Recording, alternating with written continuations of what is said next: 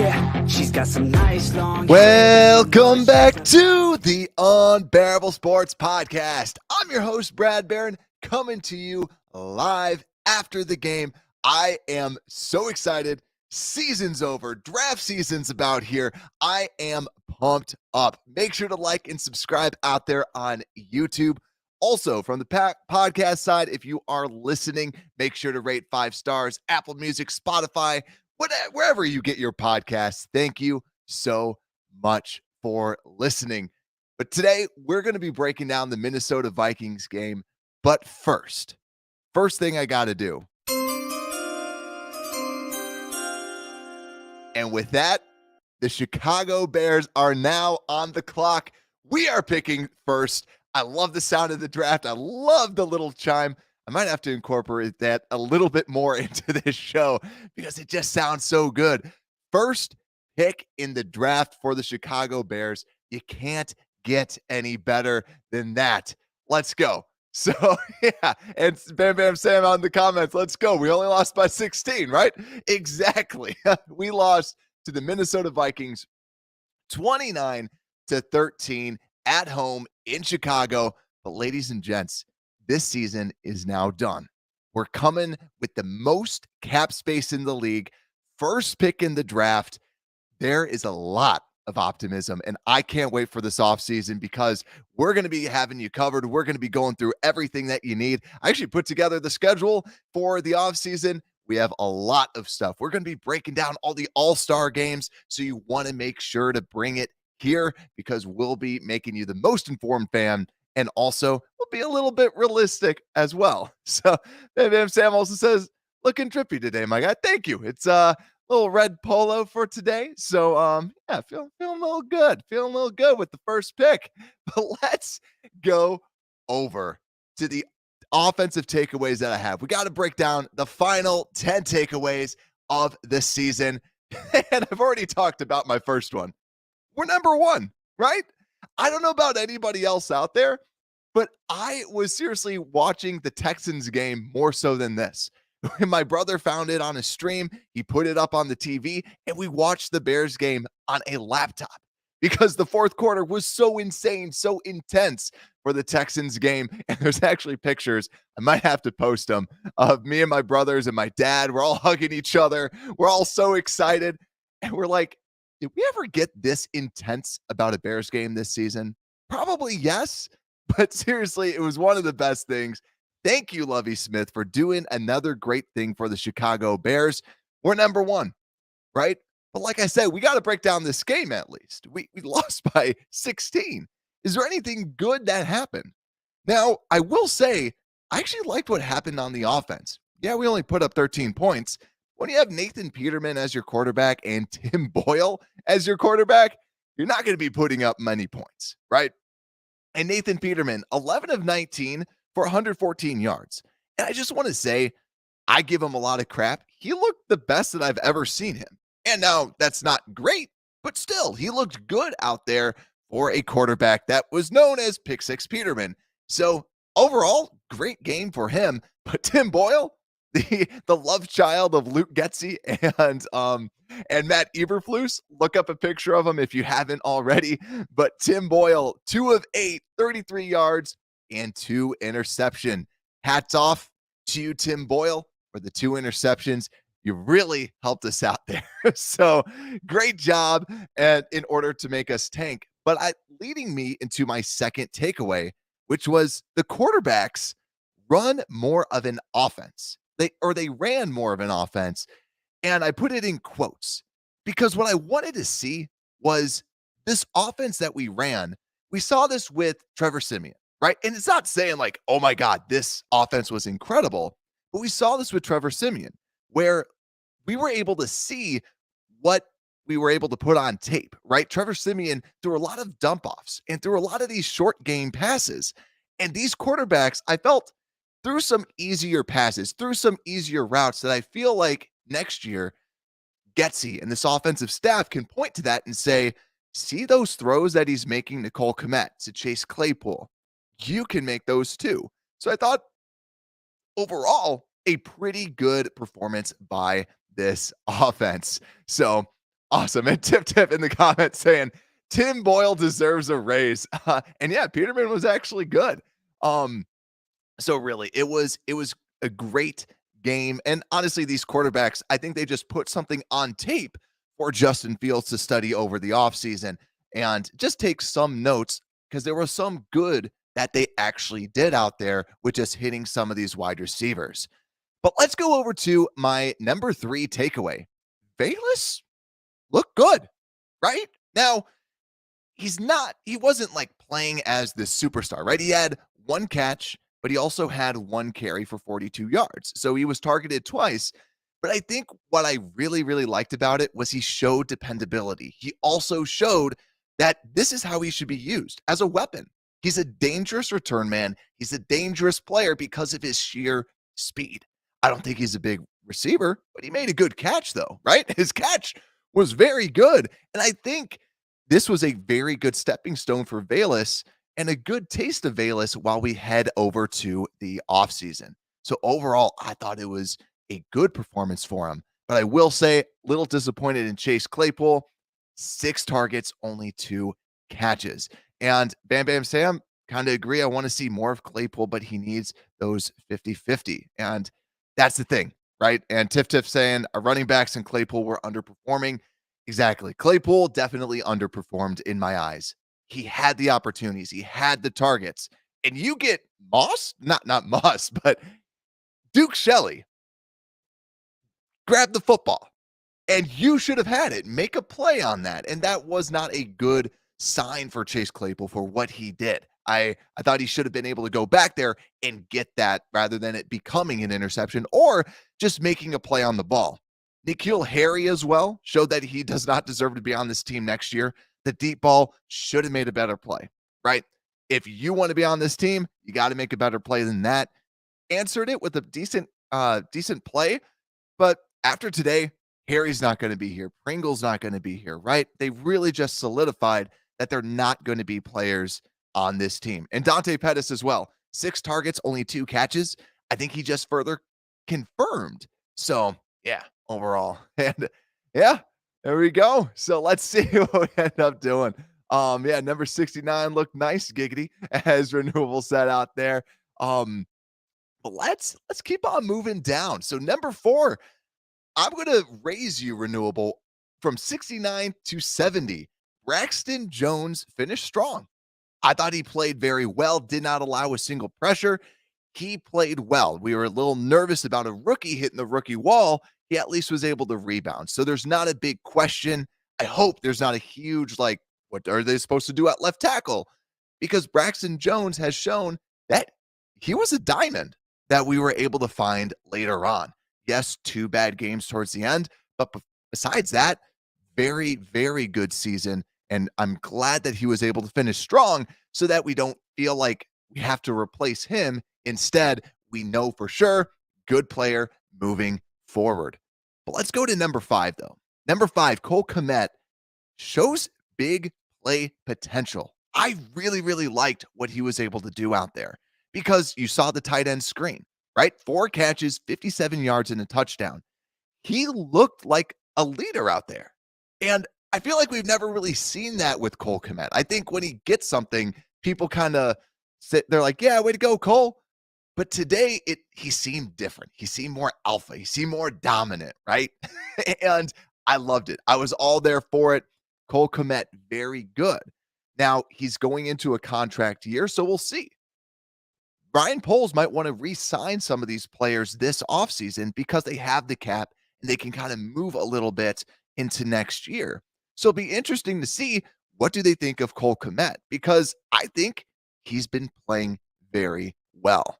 So we'll see what ends up happening with Cole Kmet.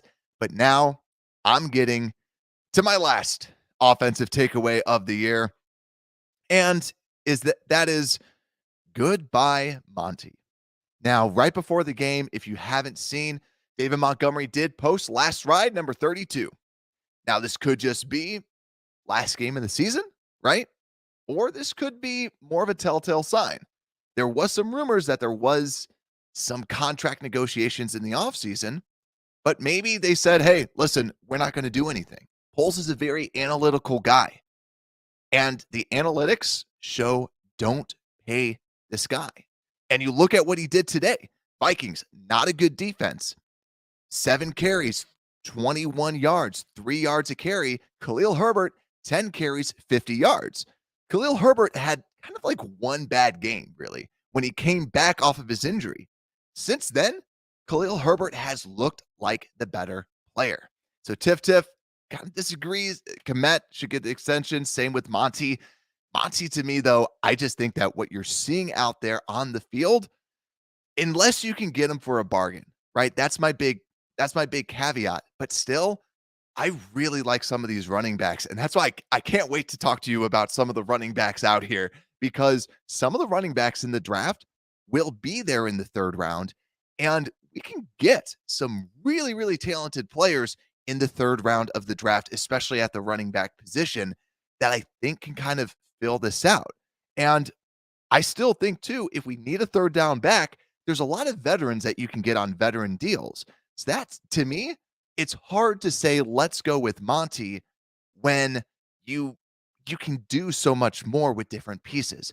But also, I do want to say that it seems like what they tried to do is get Khalil Herbert a little bit more involved, and he had a big drop, right? It's one drop, but it kind of stings a little bit because you get your number called twice and you get one catch for -1 yards.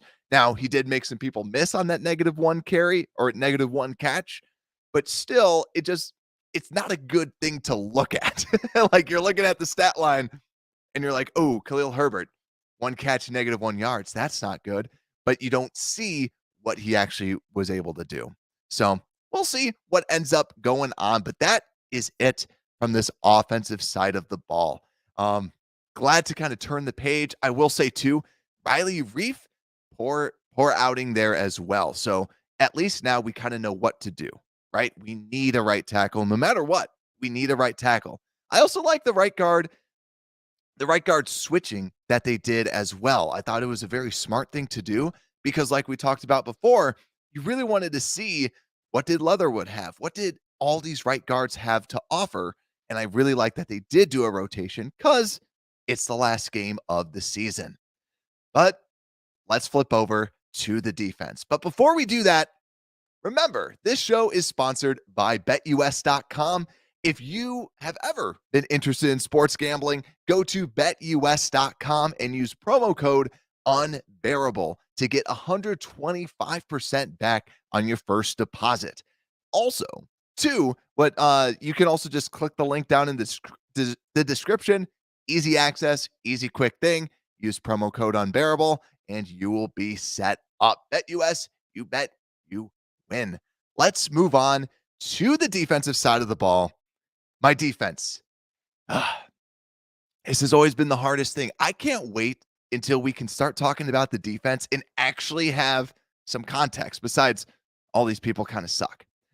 But I wanted to bring this up because as we're watching this, we're like, oh, the defense has a bunch of backups out there. It's like, well, no, actually, this front seven was practically our starting group, right? Minus Jack Sanborn or Roquan Smith. Like, this really was our starting group. Like, there wasn't really injuries to this front seven. And whenever you see them out there, the front seven just gets bulldozed, right? So long, Nicholas Morrow. Nicholas Morrow was just getting shoved. And even though that Joe Thomas had 14 tackles, there was a handful of plays where he's just getting trucked, right? And I think overall, we just need this front seven needs to be the focus on this defensive side of the ball. And maybe overall, because I think if you can fix this defensive front, this front seven, everything else can probably fall into place. The offense was looking better. Obviously, you need a number one. You need a couple other pieces on the offensive line. But this defense has been terrible. Sure up this front seven, and then I think your cornerbacks are going to play better. Your safeties are going to play better. And that's going to be the storyline and the biggest need for the Bears to fix because it was bad. And this was the starters. Like, this was really the starting group out there. And it was just gross. I can't wait to not watch some of these players anymore and see a legit front seven that can move and just stop people at the line of scrimmage. Because here's another game where we let up a lot of yards, 141 rushing yards on the ground. Alexander Madison had 5.4 yards a carry, had a pretty good game, but we did hold Dalvin Cook to 3.4. So I'll give credit where credit is due. But the passing yards, we allowed 341 passing yards and no sacks. This is a team that was not playing a lot of their starters, and we're not able to get pressure. So please, I can't wait. Will Anderson, Jalen Carter, trading down for Brian Brzee or other sort of defensive linemen. That's what I'm excited to talk about this offseason. Or I guess right now. But let's go to my next takeaway. Number 8, Hand might be a solid backup next year. I thought that Hand, the cornerback that filled in, he seemed to be good on first watch, right? And I thought overall, Harrison Hand, good performance, 9 tackles, so very good there. But I thought overall, he played well last game and played well this game. And Harrison Hand is also someone who is young. He's only 24 years old, former 5th-round draft pick. It's good to at least have him out there to see what he could potentially be doing. So I like Harrison Hand. He kind of strikes me as someone who can be out there for be on this team for a while, whether it's practice squad or as a backup. I'm excited to see what we end up doing with Harrison Hand. Also, Greg Stroman, great interception. And I don't really have the same conviction that he's going to be on this team, but might just be a practice squad guy that kind of messes around with some of our cornerbacks unless we sign a new corner, right? But Harrison Hand, had to give him a shout out, thought he played very well. But my 9th takeaway, this defense made it easy to root against them, right? Now, I have a lot of friends that are Lions fans, that are Vikings fans, that are different fans all over, right? And they're like, how can you root for your team to get the top pick in the draft? They're like, I've never seen a fan base like the Chicago fan base so excited to be the worst team, technically, right? We have the worst record. We're technically the worst team. But why are we so excited? And I think the easiest reason why we were able to kind of root, quote unquote, against our team was because we never really had to. Our defense was always so bad that they would just give up points. So we would always just root for the offense, right?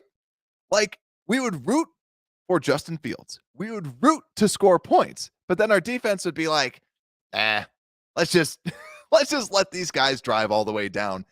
I am a Bears fan for a reason. I love defense, and sometimes I don't even care that it's all about a passing game. It's just we all love defense. And I can't wait till we get back to those ways. And I can't wait till we actually go, the defense should probably stop them rather than having to rely on turnovers. So turnovers should be a benefit, not a, hey, we finally stopped them because we got an interception. So I'm so excited. I should probably drink every single time that I say this. I'm so excited for next season. I'm so excited for the off season, right? But let's go to my last takeaway, the final takeaway of the 2022 season. It's over, ladies and gentlemen. That's it. It's over. We made it. We knew. We talked about this in the preseason. We talked about this in the offseason last year. When we traded Khalil Mack, this was a teardown. This was not a, we're going to be piecing things together and we're going to start moving forward. I was looking back at some of my older videos and I was saying, well, you can restructure this deal, you can restructure that, and then you can bring these people in. But he said, no. Pohl said, we are going to blow this thing away. He got rid of our best players, basically. Got rid of our best players, traded them away, cut them, got out of any bad deal or any big deal that we had on the books. And now we are heading into the offseason. Most cap space, number 1 pick. We can now trade this pick with the Texans. Literally just be like, how much was that win worth to you? And I posted this out on Twitter. According to the new age of draft trade charts, that moving from 2 to 1 is as if we traded the 2nd pick in the draft and like the 19th pick in the draft. And I think it was like 189th pick in the draft. It's incredibly valuable. Now we can start talking to the Indianapolis Colts and saying, hey, I see that number 4 pick and you need a quarterback. Start talking to the Texans. Hey, I'm talking to the Colts right now, and you want to go up? They want to come up here. Do you want to come up too? There's so many things that we're going to be able to do, and we're going to be breaking it all down here. I'm actually thinking about recording another episode just so we can talk about maybe like Monday or Tuesday, just so we can talk about what are the Bears' options. Break down Jalen Carter, break down Will Anderson, break down where we can legitimately trade. Not all these crazy mock drafts everywhere that are like, I traded next year's draft for our draft pick, right? Let's talk about some realistic scenarios and let's get realistic. I'm excited about this. Ladies and gents, the season is now over. We made it through this portion of the rebuild. Now it gets exciting. So buckle up. I'm excited. Make sure to like and subscribe if you haven't already out there on YouTube. Make sure to rate 5 stars if you're listening to us. Let your friends know so that they can kind of get educated with us as well over this offseason as we break down all the different prospects. Thank you all so much. And Unbearable Sports Podcast, we're out.